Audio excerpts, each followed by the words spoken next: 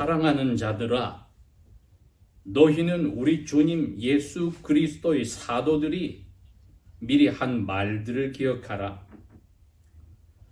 거짓 사도, 그들이 너희에게 말하기를 마지막 때에 하나님을 닮아가려 하지 않고 자기만을 위한 그릇된 욕망대로 행하며 비꼬며 멸시하는 자들이 있으리라 하였나니, 이 사람들은 나누기를 좋아하며 무리를 만드는 자들이며 지금 세상적인 자들이며 성령님이 없는 자들이니라. 사랑하는 자들아, 너희는 너희의 가장 거룩한 믿음 위에 너희 자신들을 자라나가게 하며 성령님 안에서 기도하고 영생으로 이끌어 주시는 우리 주 예수 그리스도의 자비를 기다리면서 너희를 향한 하나님의 사랑 안에서 자신들을 지키라. 어떤 의심하는 자들을 불쌍히 여기라. 또 어떤 자들을 풀에서 끌어내어 구원하라. 또 어떤 자들을 두려운 마음으로 불쌍히 여기되 그 몸 때문에 더럽게 된 그의 옷까지도 미워하라. 우리가 읽은 유다의 말씀은 신약 성경 몇 군데에 걸쳐서 조금씩 설명이 되어 있는 예수님의 남자 동생들 가운데 한 사람이 쓴 편지입니다. 사도 베드로와 예수님의 남자 동생들이 예수님의 부활 후에 예수님을 사람으로 훌륭한 형님이나 선생으로 보지 않고 하나님이 약속한 하나님의 아들 메시아로 보게 되었습니다. 고린도전서 9장 5절에 가도 보면은 사도 바울이 고백합니다. 베드로가 그의 아내와 함께 예수님의 그 남동생들이 그들의 아내와 함께 선교 여행 다니는 나도 그렇게 할 수 있지만은 나는 그렇게 하지 않는다고 이야기를 합니다. 또 부활하시고 하늘로 가신 후에 성령님을 기다리기 위해서 마가 요한의 부모님의 다락방에서 다 120명 정도가 기도할 때에도 예수님의 어머니뿐 아니라 남동생들이 벌써 자기 아내들과 함께 모여 기도를 하였다고 하는데, 거기에 제일 맏형이 되는 야고보가 야고보 편지를 썼었고, 또 그의 동생 되며 예수님의 동생인 유다가 이 편지를 썼습니다. 베드로 후서가 앞으로 오실 예수님의 그 때를 생각하고 정신을 바짝 차려서 예수님을 닮아가는, 하나님을 닮아가는 삶을 살아라고 썼다면은, 그 후에 있는 요한 1, 2, 3서와 이 유다서는 계시록 바로 앞에서 곧 오실 예수님을 준비하는 그리스도인들과 교회의 삶을 표현하고 있습니다. 그렇기 때문에 오늘 이 유다서에도 이분은 마지막 때란 말을 썼습니다.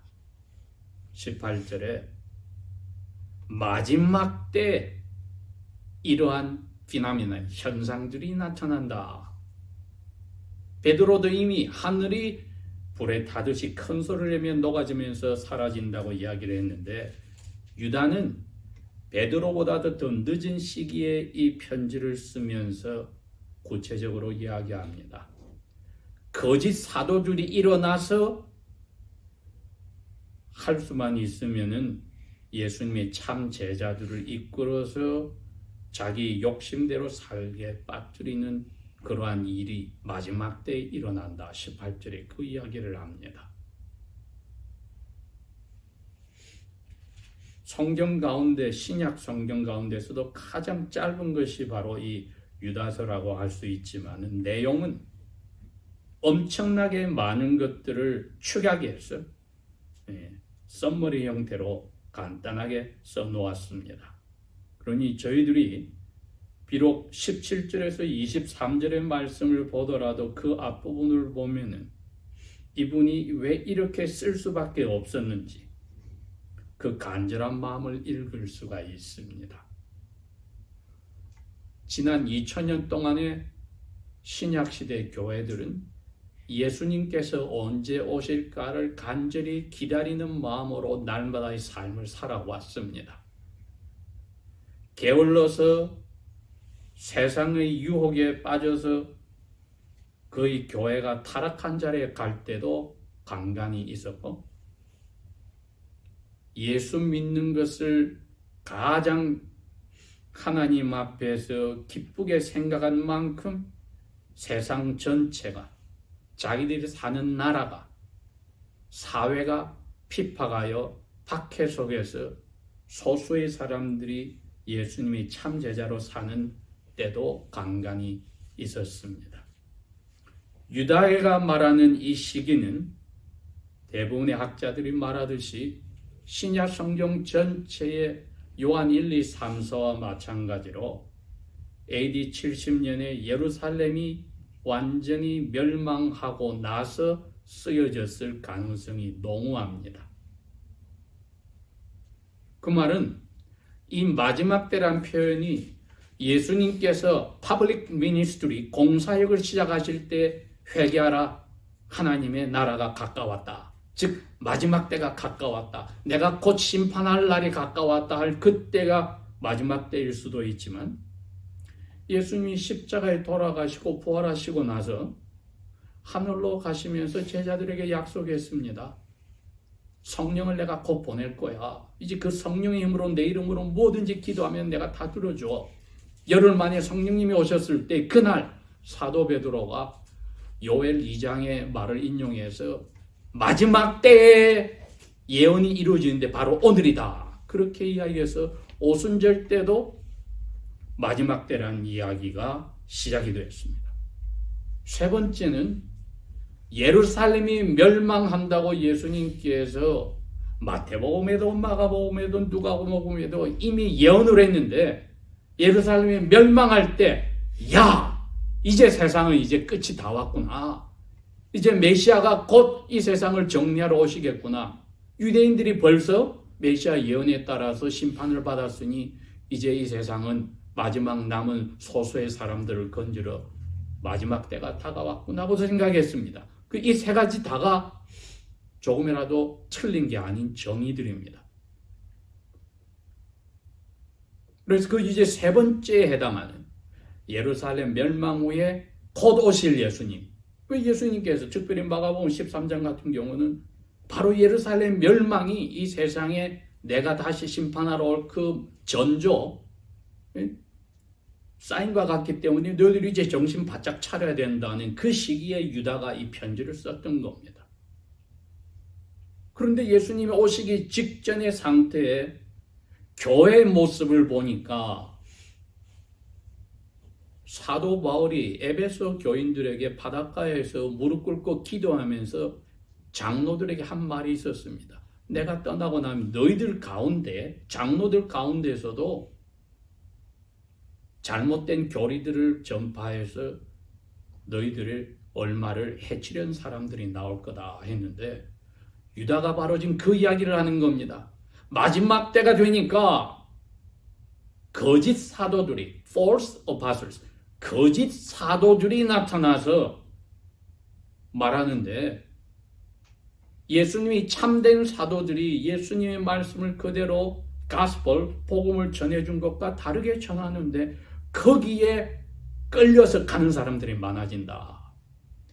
디모데에게 보니 디모데전서 6장 5절에도 사도 바울이 이미 경고를 했습니다. 디모데야, 마지막에 사람들이 자기 욕심을 채우려고 비스무리한 정확한 복음이 아닌 것을 전하는 사람들이 나올 거야.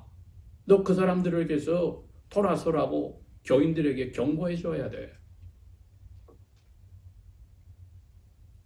한국 땅에 제가 저번에 말씀드린 대로 1990년도에 있던 다가온 미래를 예배하는 선교회 이장희 목사가 해서 몇천 명 사람들을 재산을 빼앗아가고 사람들 가정을 파괴시킨 적이 있었죠. 그 다음 이명박 대통령 때 그 사람이 장로로 있던 소망교회 각선희 목사 같은 사람 한국에 몇 대밖에 없는 벤틀리를 기사를 채무하고 다니면서 기자들에게 막말하고 그리스도의 제자로서 사람들이 하나님 앞에서 잘 먹고 잘 사는 게 좋은 거라고 선전을 했습니다. 70년대부터 시작된 순복음교회 조영길 목사를 보십시오. 떵떵거리고 엄청난 부자로서 아직까지도 사람들에게 영혼과 육체가 잘 먹고 잘 사는 것이 기도의 궁극적 대답이니까 그 삼박자군으로 너희들이 잘 먹고 그 축복받고 살아야 된다. 미국 땅에도 이 3대 목사가 있습니다. 1970년대, 80년대 유명했던 지미 스와걸. 피아노 잘 치지요, 노래 잘하지요, 파워풀한 메시지로 텔리벤저스티로 전 세계를 떠들썩하게 하고 100국 이상 나라에 3,000개 이상의 TV 스테이션에서도 그 사람을 따랐는데 자기가 미팅에 가서 거리에 여자와 잠자는 게 발각이 나서 망해버렸는데 지금 다시 또 회복해서 또 시작하고 있습니다. 지미 테미스와 베이커 리조트를 만들어 놓고 그리스도인들을 불러서 회비를 내고 잘 먹고 놀게 하면서 복음을 전한다고 해서 엄청나게 많은 사람들이 거기에 빠져들어갔습니다. 결국은 돈 횡령 사건으로 감옥에 들어가고 이혼하고 지금 다시 회복해서 수기를 쓰고 돈을 벌어서 다시금 아직까지 나이가 80이 됐는데도 돈 욕심에 사로잡히고 잘 먹고 잘 사는 것에 관심 있는 그리스도인들을 아직까지 끌고 있습니다. 마지막으로 제일 심한 사람은 조엘 오스틴, 휴스턴 텍사스에서 43,000명의 교인들을 이끌고 있는 그야말로 죄라는 단어와 회개라는 단어는 그리스도의 축복받은 사람들에게 있어서는 안 된다고 이야기하는 사람입니다. 미국의 그 어떤 종교인보다도 부자인 이 조엘 오스틴은 예수 그리스도께 복을 받은 사람만이, 특별히 돈을 복을 받은 사람만이 하나님께서 사랑하는 자녀들이라고 큰 소리를 치고 오늘날도 수많은 돈 욕심에 사로잡힌 가난한 사람이 있는 부자들을 유혹하고 있습니다. 그런 사람들에게는 그리스도의 십자가가 아무 의미가 없습니다. 날마다 자기 목숨을 바치는 자기 그리스도를 지고 가라는 말은 나올 수가 없습니다.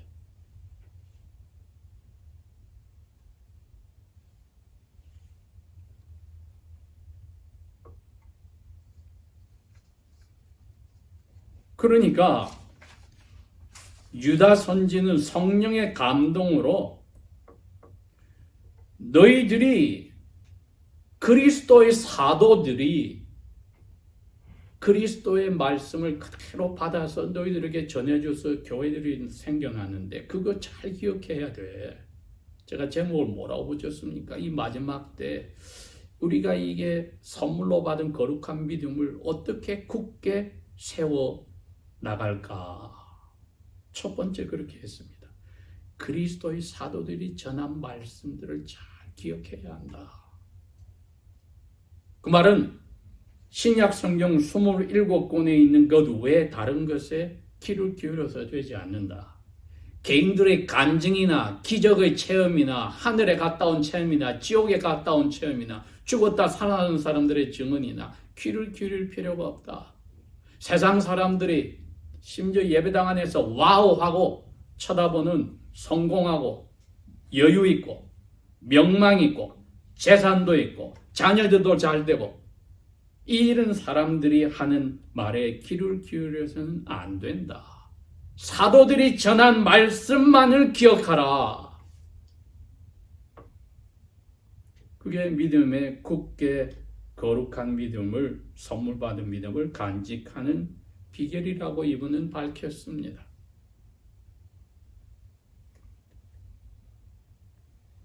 거짓 사도들이 어떻게 하나님의 언약 백성을 세례받은 자녀들을 꿰는가 했더니 18절에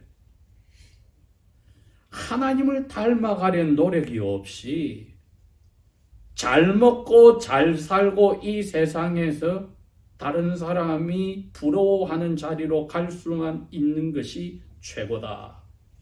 왜?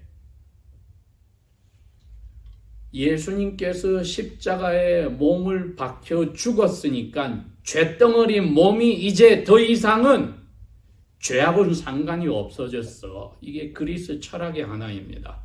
눈에 보이지 않는 정신이 제일 중요하고 눈에 보이는 물체는 타락하여졌다. 예수님이 십자가에서 못 박여 죽일 정도로 타락하였는데 이제 죽고 부활한 후로는 몸은 무슨 짓을 하든지 하나님이 신경 안 써서 너희 영혼이 구원받았으니까. 이게 그 당시에 예루살렘 멸망 후에 예수님의 재림을 기다리는 거짓 사도들이 이야기하기 시작합니다. 예수 그리스도의 부활로 모든 것이 해결이 났으니 너희들이 이제 축복만 누리면 돼. 영혼이 거듭났으니 축복만 누리면 돼. 몸으로 하는 것은 이제 구약의 율법이니까 그거 안 지켜도 돼. 소위 말해서 무도덕주의자들이 나타난 것입니다. 도덕적인 법을 지킬 필요가 없어. 영혼이 은혜받아 거듭났으니까. 그러니까 잘 먹고 잘 사는 게 믿지 않는 사람과 똑같이 살면서도 자기 영혼은 하나님 앞에 은혜를 받아서 구원받았다고 가르치니 예루살렘 멸망까지 보고 유대인들이 자포자기의 실망에 빠졌다가 그러한 말에 귀가 솔깃한 겁니다. 유대교에서 개종한 그리스도인들은. 이방인들도 그렇습니다. 십자가를 지고 가라는 예수님과 제자들의 그 복음은 이제 너무 힘들다. 그러니 잘 먹고 잘 살고 이것도 누리면서 축복받는 가운데 오실 예수님을 맞자. 이게 흥황하기 시작했습니다. 그 뒤에 사도 요한이 다시 밤모섬으로 귀향가는 1세기 후반 잠깐 다시 박해가 있었지만 지금은 이 유혹이 들어오는 시간이었다는 겁니다. 교회들이 곳곳에서 막 만들어지면서 믿지 않는 이웃들과 똑같이 경쟁하고 당당하게 조금이라도 마음 졸이거나 꿀리지 않고 복받은 예수님의 제자들로서 당당하게 살아야 되겠다 하는 세상이 던져주는 유혹에 즐겁게 두 손을 내미는 네로의 박해를 끝냈고 교회가 흥황할 때 들어온 거짓 사도들의 모습을 이야기한 겁니다. 그러니 그분들은 베드로가 했던 이야기나 야고보가 했던 이야기나 이 유다가 하는 예수님의 재림을 준비해서 정신 바짝 차려야 된다, 이 세상 끝난다는 것을 우습게 생각하고 이야기합니다. 보십시오. 그렇게 말하는 참된 사도들의 가르침을 믿는 사람을 비꼬고 멸시를 합니다. 그러니 오늘날도 잘 먹고 잘 사는 것을 강조하는 강단에서는 교인들에게 예수님 재림을 준비하고 날마다 자기 십자가를 지십시오 말을 할 수가 없습니다. 그러니 지난 1900년 동안에 하나님의 교회가 예수님의 재림을 준비하면서 이 일이 강하게 드러났다가 박해가 강하게 드러났다가 요즘처럼 다시 유혹이 강하게 드러났다가 이게 계속해서 반복되고 있습니다. 한국 교회는 그럼 어떤 자리에 있습니까? 당연히 십자가를 지는 것이 끝났어요. 이제는 예수 믿는 사람이 누구보다도 잘 먹고 잘 살고 존경받는 자리로 가는 것으로 다 들어갔습니다. 순복음교회 정기 목사가 말아먹는데 앞장을 섰습니다. 이제 돌이킬 수 없습니다. 한국 교회는. 미국 교회도 졸 어스틴을 이제 완전히 떼어서 돌이킬 수 없는 구렁텅이로 들어가고 있으니 저희들은 유다서에서 경고한 말씀을 가장 필요로 하는 때입니다.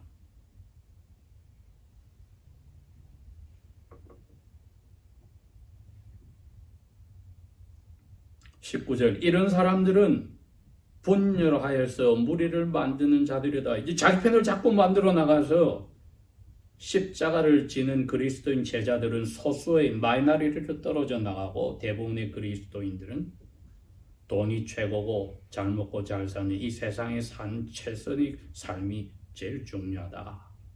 지금 세상에 빠진 세상적인 자들이며 성령님이 없는 자들이다. 여러분, 왜 이런 사람들이 많아졌느냐 원인이 나왔네요. 이게 우리에게 주는 경종입니다. 스스로가 성령 안에서 살고 있는지를 점검할 필요가 있다가 이 두 번째 이야기입니다. 사도들의 교리를 저희들이 잊지 말아야 할 뿐 아니라 이제는 성령 안에 내가 살고 있는지를 점검해 볼 필요가 있습니다. 이걸 뒤집어 이야기하면 성령께서 오셔서 우리가 새로운 삶이 영혼에서부터 시작이 됐습니다. 왜? 영혼이 우리의 생각을 바꿨기 때문에, 우리 가슴의 열정도 바꿨기 때문에 생각이 바뀌니 당연히 생활의 모든 나머지도 바뀌는 새 삶이 시작이 된 겁니다. 남아있는 타락한 본성과 싸우는 일은 있을지라도 새로운 삶의 모습이 기쁨이나 즐거움이 없으면은 성령님이 아예 계시지 않는다고 생각을 해봐야 되는 무시무시한 이야기입니다. 이 사도들, 거짓 사도들과 거기에 혹해서 들어가는 1세기 후반기에 이제 교회 번영기로 젖어 들어갈 때에 그들을 따르는 교인들에게 유다가 이처럼 경고한 겁니다. 그 사람들은 결국은 세상에 빠져 있는 이유가 성령님이 없기 때문에 다시 오실 예수님에 대한 간절한 재림은 사라져버리는 거다. 죄와 회개가 더 이상은 의미가 없습니다. 있다면은 잘 먹고 잘 사는 것을 위해서 너 죄 털어버려. 회개, 그래야 잘 먹고 잘 사는 거야. 이렇게만 갖다 붙이는 것이지 하나님이 기뻐하시는 것으로서를 생각을 하지는 않는 것이죠. 20절에 사랑하는 자들아 너희는 너희의 가장 거룩한 믿음 위에 너희 자신을 자라가게 세워나가서 보십시오. 세 번째가 기도 생활입니다. 끊임없이 하는 기도. 그게 자기 욕심 위해서 40일 금식 기도, 금요 철야 기도를 이야기하는 게 아닙니다. 산기도 가서 자기 하나님 앞에 원하는 거 받아낼 때까지 안 돌아오겠다. 지금 그런 기도 강조하는 하나님의 성인한 이 세상에 지금 대부분의 번영신학의 교회들이 말하는 게 아니라 성령님 안에서 기도하는 겁니다. 성령님은 어떻게 합니까? 아버지 하나님의 뜻에 따라서 기도합니다. 어떤 때는 우리가 잘못 기도하면 그것까지 바꿔놓습니다. 탄식하면서. 거기에 이중장치가 있어서 아버지 오른쪽에 앉아 계신 예수님께서 또 그걸 고쳐서 기도를 제대로 합니다. 성령 안에서 쉬지 않고 기도하는 이 자세가 안 되면은 위험합니다. 믿음이라고 하는 개개인이나 교회가 보이지 않는 영적인 집을 지어 나가는 일을 어떻게 이 말세에 굳건하게 할 수 있느냐? 토대가 되는 예수 그리스도의 복음의 교리를 사도들이 전한 것 꼭 지키는 것뿐 아니라 성령님이 힘을 주시는 기도의 생활이었네요. 여러분, 그렇죠? 기도의 생활이었네요. 우리가 주로 이렇게 표현을 합니다. 하나님의 말씀은 우리가 날마다 먹는 데일리 브레드 앤 워터다. 그러나 기도하는 것은 브리딩이다. 숨 몇 번 안 쉬면 죽어요. 말씀은 식사를 하루 두 끼 세 끼 하듯이 몇 번 나눠서 영혼에 받으면 되지만 영혼이 하나님과 끊임없이 pray without ceasing, 끊임없이 하는 성령 안에서 하는 기도의 자세가 없으면은 우리 영혼은 죽는 겁니다. 이분들이 다 처음부터 그렇게 거짓 사도로 시작되고 거짓 성도로 시작됐겠습니까? 아닙니다. 하나님의 말씀이 서서히 사라지고 다른 것이 채워졌죠. 이 거짓 교리들과 그 거짓 증언들과 간증에 빠져서 그 환상적인 체험에 빠지면은 하나님 말씀이 사라져 버립니다. 그게 그 당시에 노스티스, 영지주의자들이 흥망하였던 겁니다. 유다가 지금 경고한 게 그거였습니다. 개인의 그 체험이, 만족이 전부라고 생각해버려서 하나님의 말씀 자체가 의미가 없어지게 되니 도덕이 무너졌을 때에 믿음의 신앙의 집을 세워나가는 일은 그냥 사라지는 것이지요. 21절 영생으로 가도록 이끌어주시는 우리 주 예수님의 자비를 기다리고 있느냐. 예수님의 자비를 기다리는 이것이 소망입니다.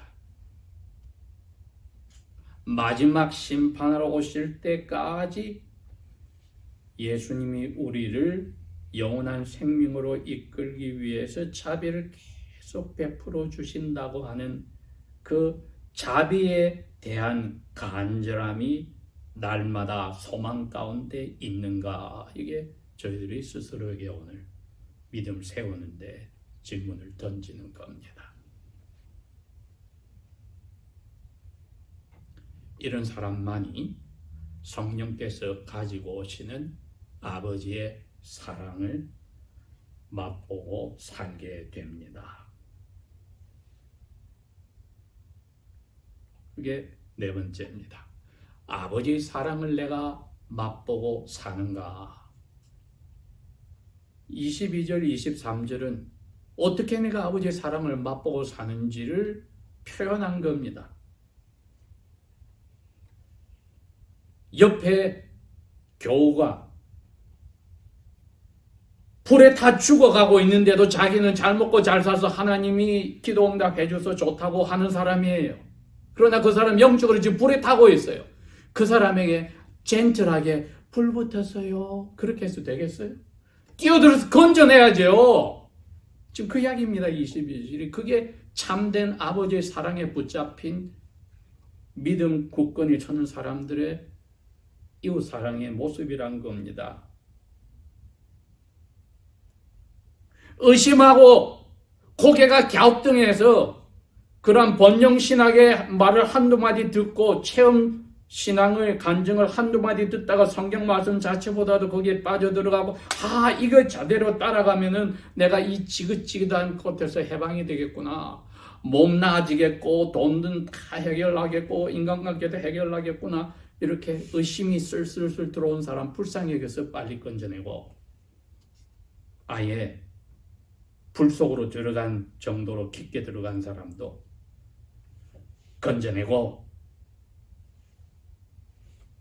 어떤 사람은 자기 몸으로 그처럼 흥청망청하게 빠져들어서 몸이 나병 환자처럼 병이 들어있으니 그 사람 옷까지 더러워졌잖아. 저런 거 전염될까 두려워하면서라도 그 사람 건져내야 돼. 이건 믿지 않는 사람들을 향해서 하는 이야기가 아닙니다, 여러분. 지금 유다는 믿지 않는 사람들을 위해서 한 이야기 아니라 그 당시에 AD 70년 후부터 교회가 흥황하기 시작해서 흥청망청 세상의 유혹에 빠져들어갈 때 한 이야기입니다. 교우들의 대부분이 이제 타락의 세상과 닮아가면서 빠져나갈 때 경고를 줍니다. 너희들 돌아보. 이 사람들에게, 이 형제 자매들에게 이웃사랑을 두렵고 떨리는 마음으로 너희들이 해야 돼. 이거 아버지 사랑 받은 사람만이 하는 거야.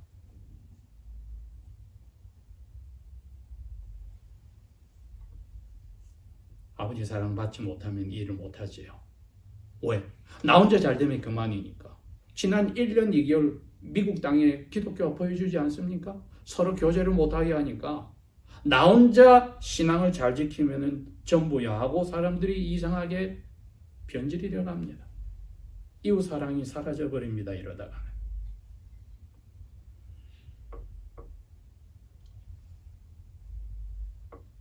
우리가 이처럼 담대하게 거룩한 믿음에 굳게 서도록 점검해보고 기도하고 하나님의 사랑에 붙잡힌 것을 맛볼 수 있는 비결은 우리를 넘어지지 않도록 붙들어주는 예수님의 덕분이죠. 우리가 넘어질 때 그대로 두지 않고 이렇게 세우고 아버지께 이들이 넘어지는 그 죄 때문에 제가 대신 저주받았지 않습니까? 하는 예수님께 대한 믿음이 저희들이 계속해서 있다면은 이 거룩한 믿음 위에 말세에 개인도 교회도 영적인 집을 주님 오실 때 두 손 들고 할렐루야 할 수 있는 집을 건강히 지어 나갈 것입니다. 기도하겠습니다.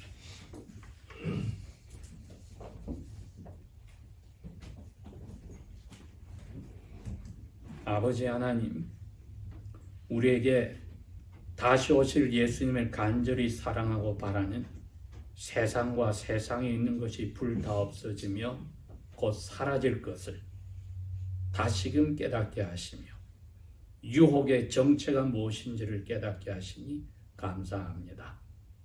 성령께서 날마다 저희들을 충만케 채워주셔서 기쁘게 주님께서 하나씩 주신 십자가를 지고 가는 아버지의 사랑스러운 자녀로 끝까지 살게 도와주십시오. 예수님 이름으로 감사 기도합니다. 아멘.